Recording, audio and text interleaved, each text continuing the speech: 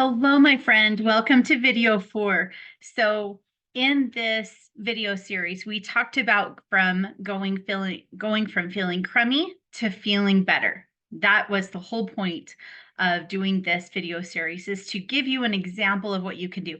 There are so many ways that we can, what I call, emotionally declutter, like get out all of the junk out of your mind so that you are more of yourself. The junk, the emotional clutter, are usually all out lies, or they're half truths. So or just and usually they're just partial truths, like 10% truth, and it is connected with 90% lie.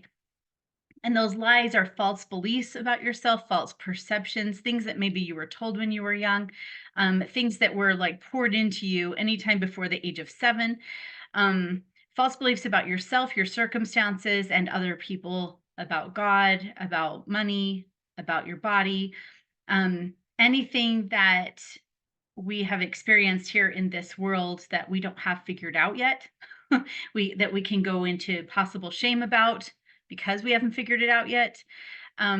So this video series is all about um, that emotional decluttering so that you can feel better. So in video 1, we talked about the stages of from getting from feeling crummy to feeling better, just the overview.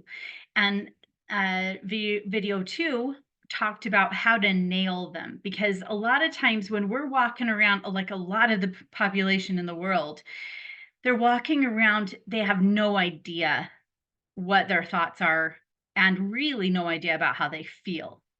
um, a lot of people are numb. A lot of people are just really connected to their to-do list, that they're not really connected to themselves.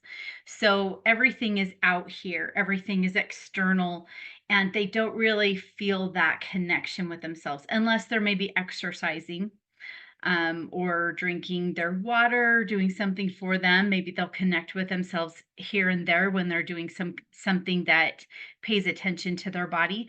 All other times, if they're just to do, then they're not actually aware of how they feel, unless it's really, really like a hard situation that they're going into, a stressful situation where it's obvious that they feel stressed.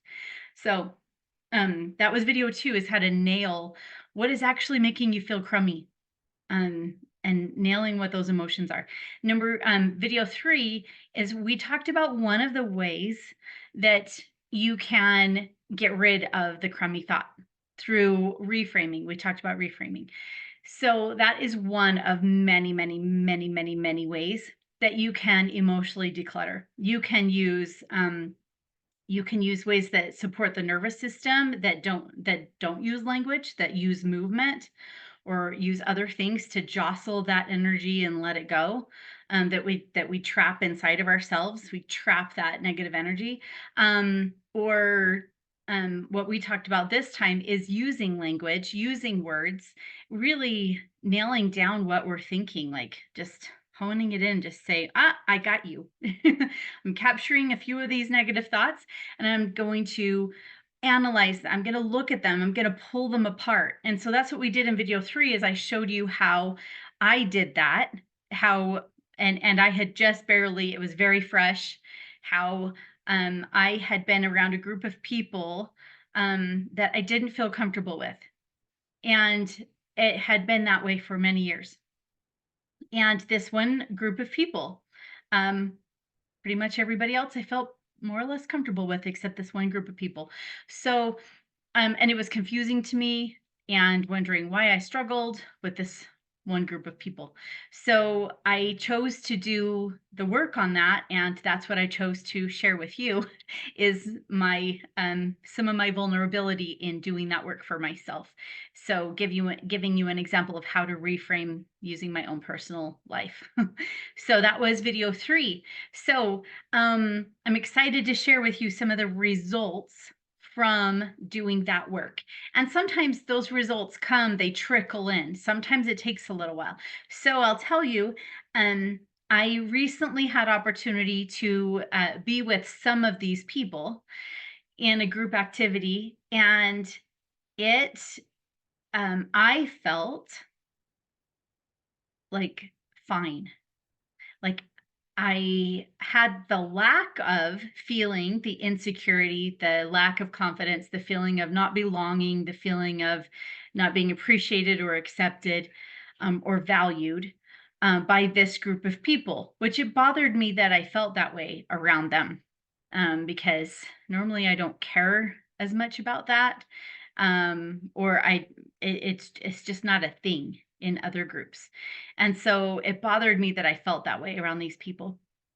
So, in this recent time when I was around some of these people, I felt a refreshing lack of all the stuff that I had gotten rid of, because if you remember, I reframed all of the unbelonging and the feeling like I'm dumb and I'm not smart, not valuable, I'm not seen or heard in this group. And maybe you have a group where you feel that way.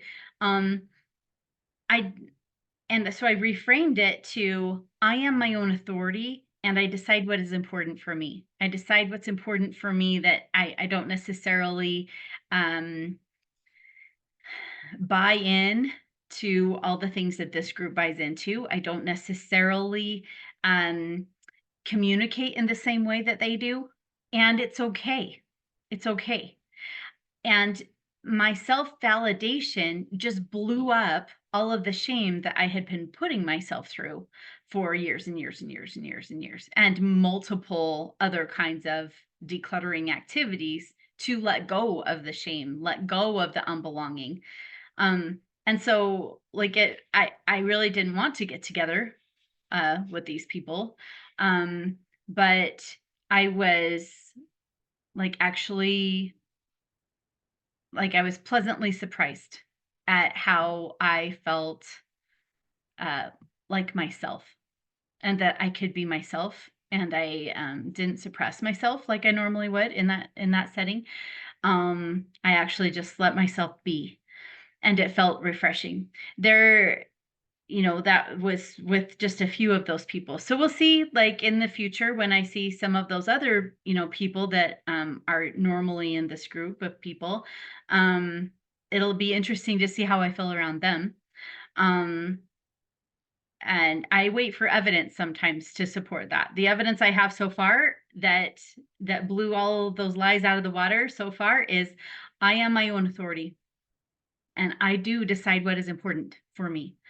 And, so that so it's okay if, I get to choose what's important. I get to choose, if I am in the know with these people, if I'm valued by them. I get to choose how I care about that, or if I don't. So, that was really refreshing for me. So, sometimes it takes a little while. It doesn't always, but in this experience, I really felt good after doing that prior work and reframing that. And I didn't actually know how well it worked until I was around those people again. So this is the little caveat that I shared last week. And it's not necessarily required to go from feeling crummy to feeling better. The thing that I did this time, I've done this many, many, many times, right? So the thing I did this time was that I intentionally thought of a group where I didn't feel like myself. I didn't feel like I really fit, didn't feel like I belonged, felt like I wasn't seen or heard or understood. Um, Not from lack of trying. Tried a lot, tried a lot of things and tried too hard, honestly. Um, and it didn't help. So the thing that helped was not any outward thing that I could do. It was the inward stuff that I could do to feel better, so that I could let go of all of that stuff, so that I didn't try hard and I actually had a much better experience. And I felt that I was, actually regarded differently. And I'm not sure how I was regarded, because I didn't actually care. which was so refreshing to me that I didn't mind how others felt about me at that point. I didn't mind. Like you can feel what you want. You can think what you want. I don't mind. It's okay. I know how I feel about me. And so I'm good. And I'm good with you not being close with me. I'm okay with that. That's all right with me. Because I am intentional about who I invest time with. And so when it's important for me to invest time with this group of people, I do it in my way. And um, it was just nice to be able to feel like myself and not have to feel like I had a guard up. Didn't feel like I had to shrink or become invisible so that I didn't feel the pain of feeling invisible. Like I would actually shrink myself so that I didn't have to feel like they were causing me to feel invisible. I was causing me to feel invisible. That's how I felt before. And this time I was just like, I don't care about how you feel about me. That's not even a thing. It was so interesting how I treated them too, because it was different. I felt like I could talk to them and without those pesky lies in the back of my mind. And these people have no clue how I have felt in their presence. They probably have felt my discomfort because I avoid in the past. I have avoided a lot of things. But um, the people that you feel uncomfortable around may not have a clue that you feel that way. They just know that something's kind of off with you. Um, so this is the point. The working on you, which we all know this, right? But this was another testament to that. Another piece of evidence for that is that we don't require bending over backwards or changing any part of ourselves to fit in a group. I know this isn't what this whole thing was about, but this is just a caveat. We're not required to do that. We are enough as we are, and um, we can value ourselves wherever we are. There is a woman who, her name was Marjorie Hinckley. And I'm just remembering this just now. One thing that I loved about Marjorie Hinckley, she was married to a high profile church leader.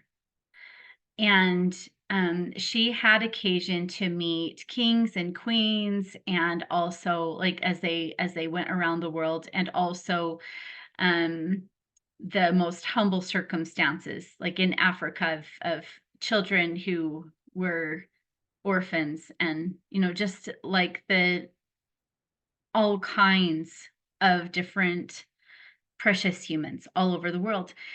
And one thing that her daughters mentioned about her is that she was her herself. She was the same, whether she was with one of these little kids in a third world country, or she was talking with a king or a queen of some Arab country, or in Great Britain, or wherever they've got kings and queens. And she was the same, and she just was herself. And I remember reading that and thinking, that's what I desire to attain. I desire to feel that way around everyone. And I'm getting closer to that. When you intentionally declutter, when you intentionally go after the lies, and this is one of those, that's, what I did was one of those ways. There are many different ways that you can go after the lies that you've been dragging along and suffering under the weight of. They've been like heavy rocks in your backpack that you're carrying along. And it's hard to they make it hard to be yourself. They make it hard to uh, feel fulfilled and live your purpose, many purposes that you have. They make it hard because you have to go around them. You have to go through them. You have to wade through them. They skew your vision of yourself and the world, and sometimes you have to suffer with some pretty harsh feelings as you are trying to shine your light, because they tell you you're not that. You're really? You think that you can do this and that and this and that? Who do you think you are? All kinds of awful, awful thoughts that sometimes are unchecked inside of us that we get to look at and take apart and say, actually, this little bit is truth and this is all lie, or that's complete lie. It was just told to me enough times that I finally believed it. So, this is video number 4, results of going from feeling crummy to feeling better. And I hope that this has helped. This is just one of many ways to declutter. I teach a lot of different methods, but I felt like this one would be an easy one to share here. Something that is duplicatable, that you can do, that you can get out your piece of paper and you can do it and feel the effects of it.